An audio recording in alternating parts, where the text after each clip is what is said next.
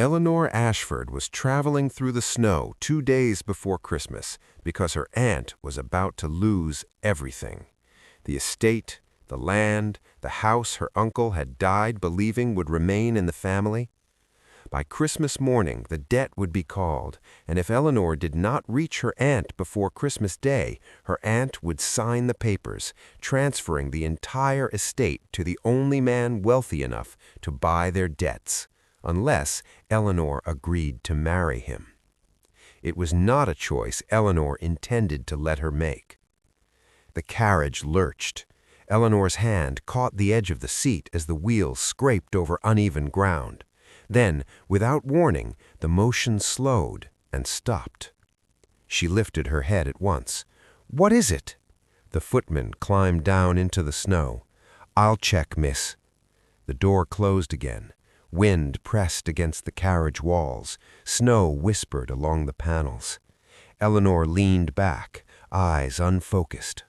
If she failed to arrive in time, her aunt would sign because she believed she had no other way, because she had already lost her husband, because she would sacrifice land, memory, and home rather than see Eleanor blamed. That expectation sat heavy on Eleanor's chest. She was meant to stop this. That was why she was here. The door opened.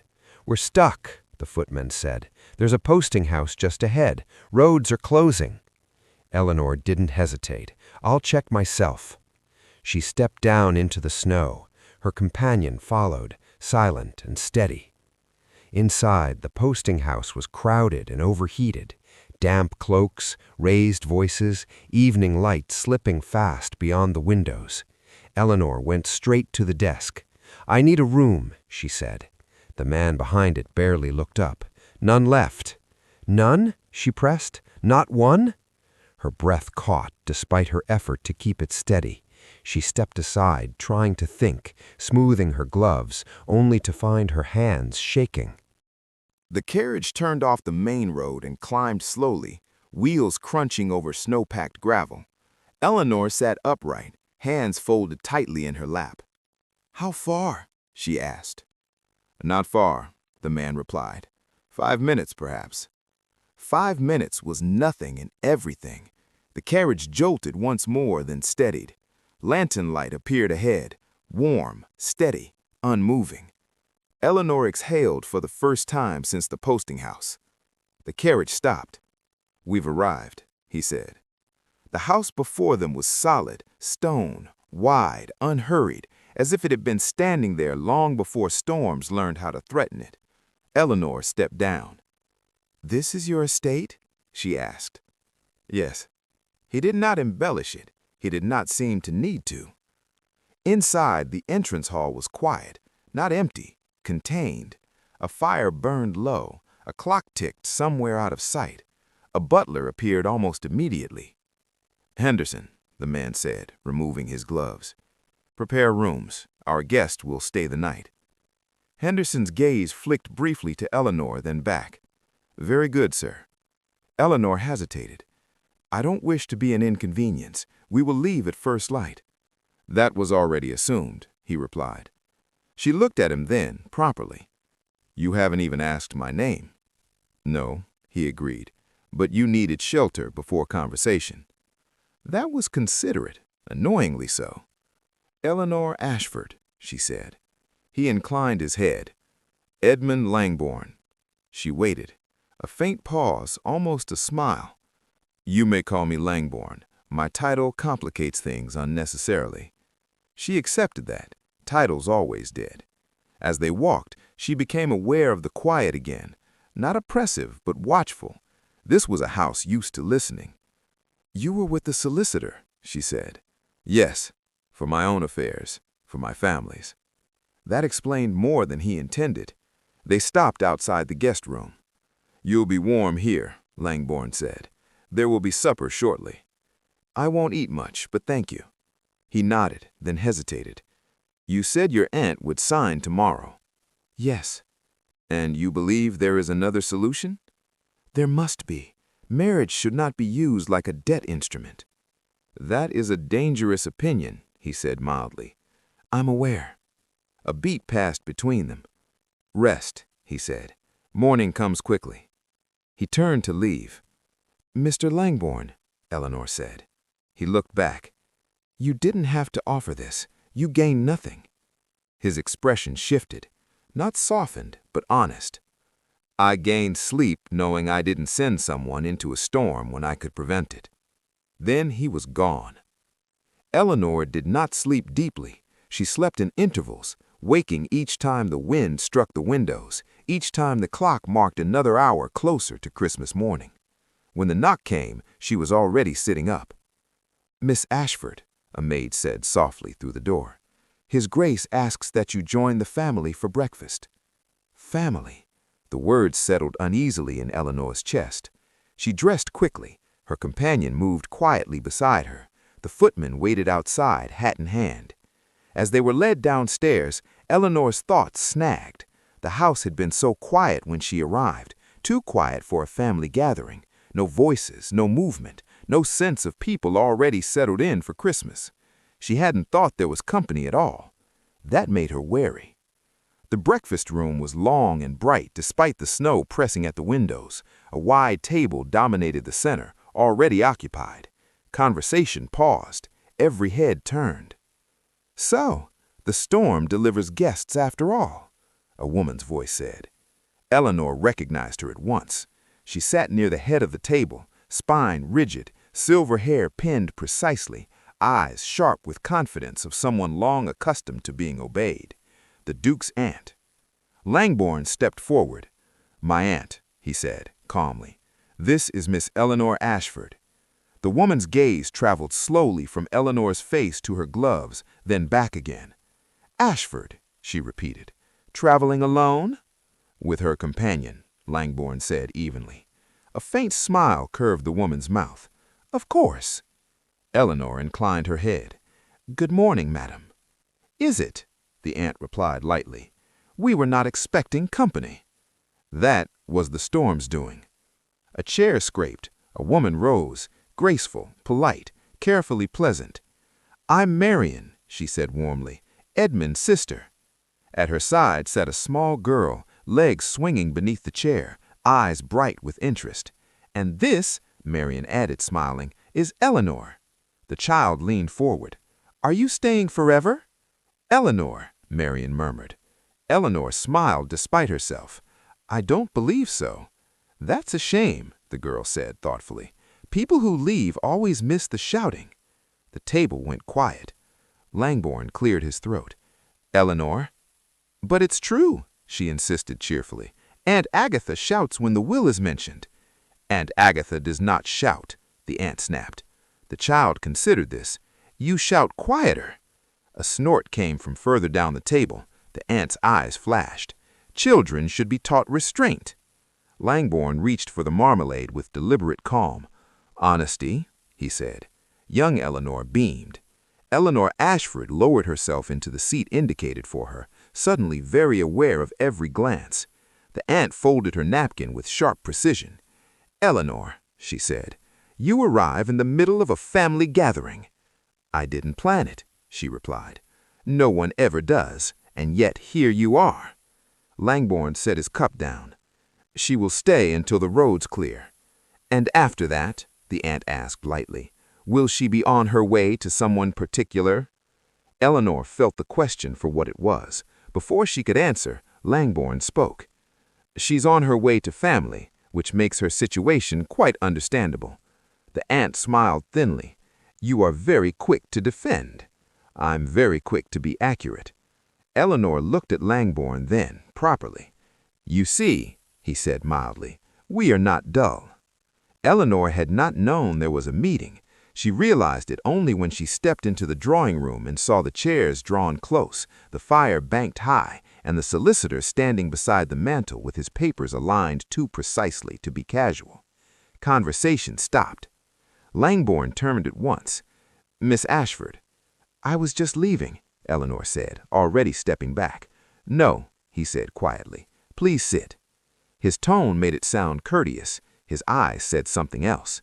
He guided her not to the table, but to a chair set slightly apart, angled so she could see everyone without being placed among them. That was deliberate. His aunt noticed immediately. "I fail to see," she said sharply, "why an outsider should remain for family matters." The solicitor cleared his throat. "Madam, if I may, this will not take long." "Then let us proceed," the aunt snapped. "Some of us have waited long enough." Eleanor folded her hands in her lap and said nothing. The solicitor began not with ceremony, but with certainty. "The late Duke's primary estate is left to his eldest legitimate son." The room went still. Langbourne did not move. Across from him, his aunt stiffened. "Of course it is," she said tightly, "because tradition matters more than devotion." The solicitor continued without comment. "Certain parcels of land are left to the Duke's sister." Marian smiled easily. "A cottage suits me perfectly. My husband earns more than enough. I need nothing further." A few restrained reactions flickered around the table. "And what of me?" the aunt demanded. The solicitor glanced down. "You are left the southern landholdings." The aunt's face flushed.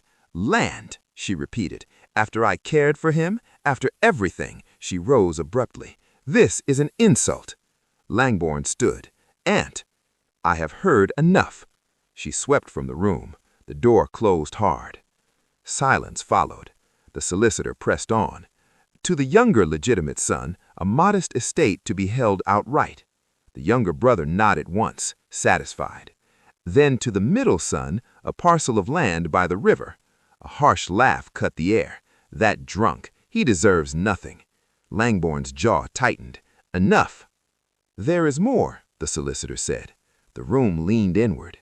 "A second estate is to be released to the middle son only at the Duke's discretion, upon proof of responsibility." A murmur rippled through the room. Marian tilted her head, interested now. "That's generous," she said lightly, "or cruel, depending on one's habits." Langbourne said nothing. Eleanor watched him. Not the titles, not the inheritance, but the weight settling on his shoulders. This was not victory. This was burden. The solicitor folded his papers.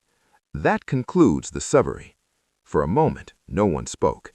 Then Marian rose, smoothing her skirts. "Well," she said pleasantly, "I think father was quite fair, don't you?" Her smile lingered too long. Eleanor felt it then, a faint, unwelcome certainty. Something here was wrong. Not loud, not obvious, but wrong all the same. Langbourne glanced toward Eleanor just once, as if to check that she was still there, and in that look, she understood something else. Whatever had just been read aloud would not be the end of this. It was only the beginning.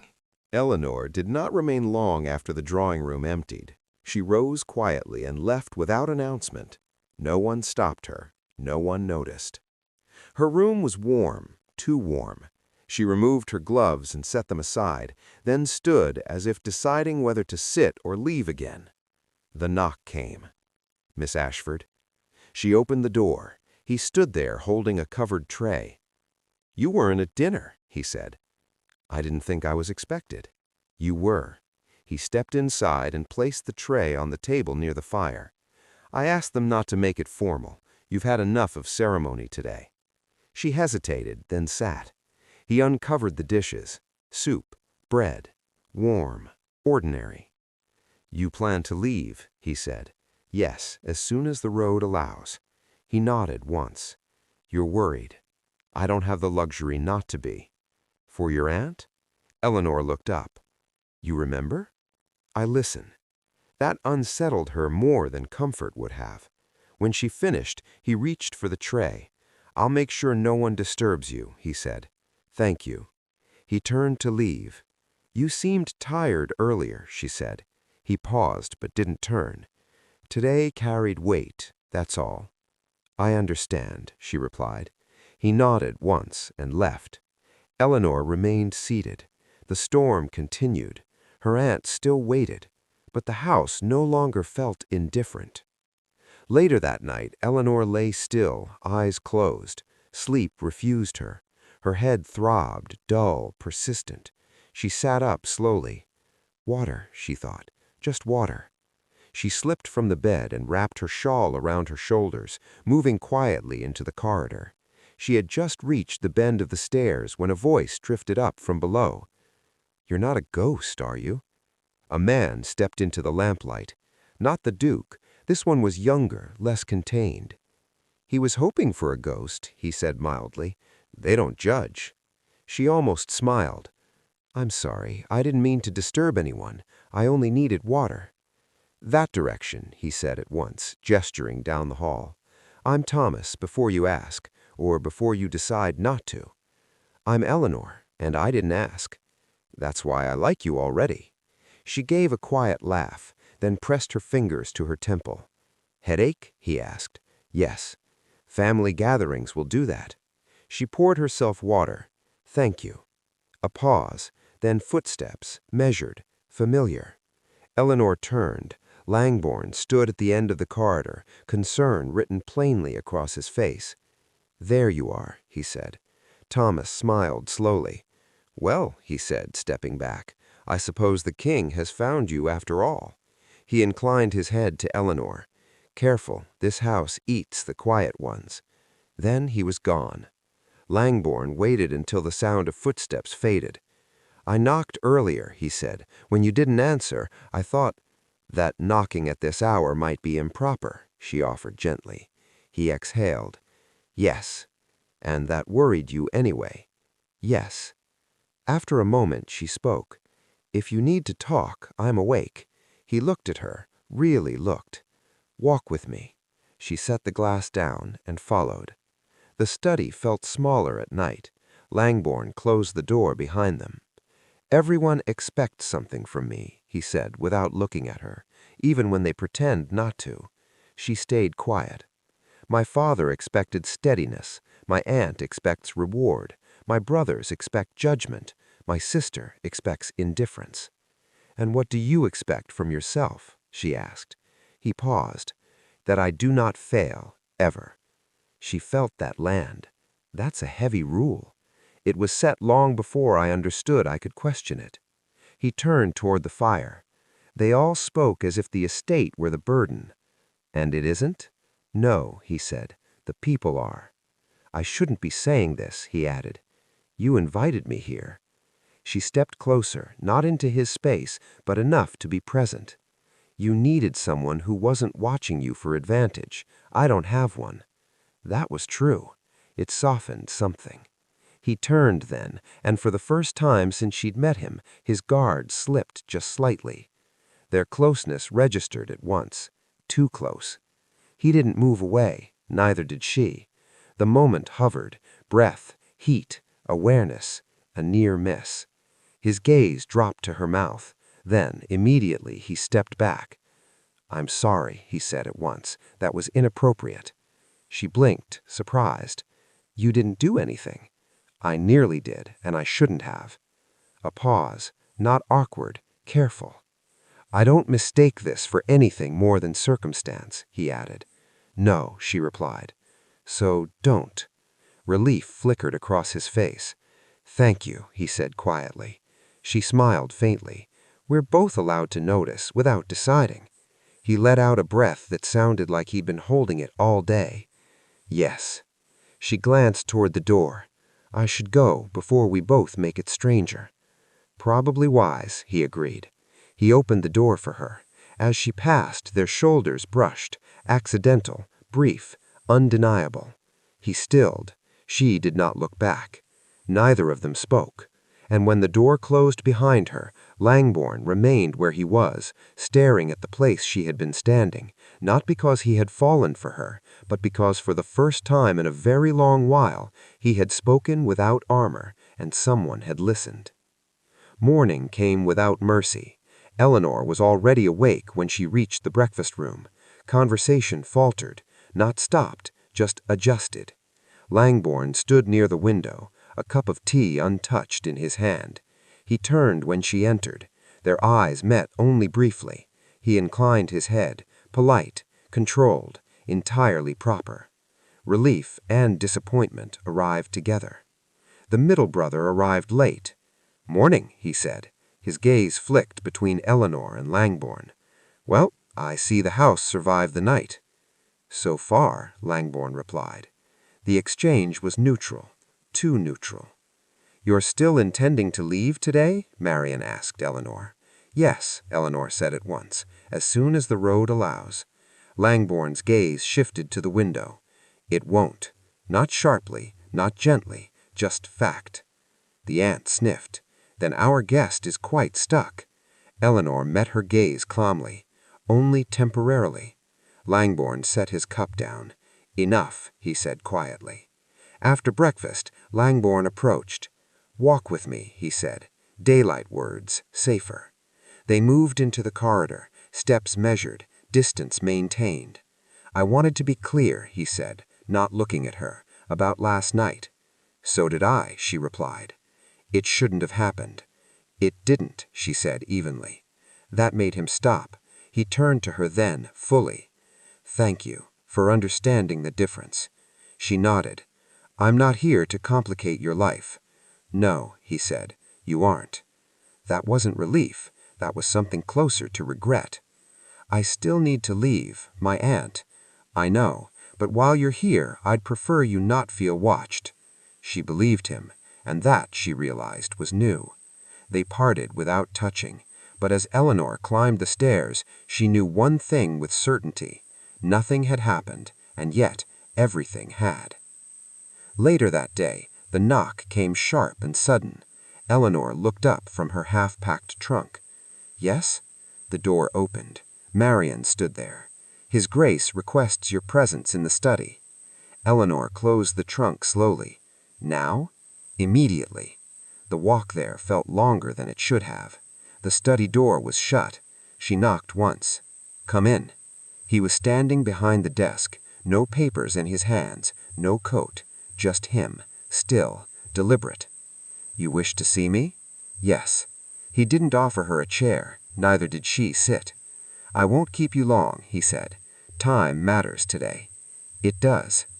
"I have been told that you intend to leave the moment the road clears." "That has always been my intention."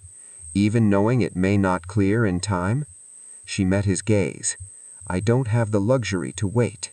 Silence stretched. "Nor do I," he said. Her breath caught. "I will speak plainly," he went on, "because this is not a day for caution." She folded her hands, steady. "You prepared were to marry a man you do not know." Her chin lifted. "That is my affair."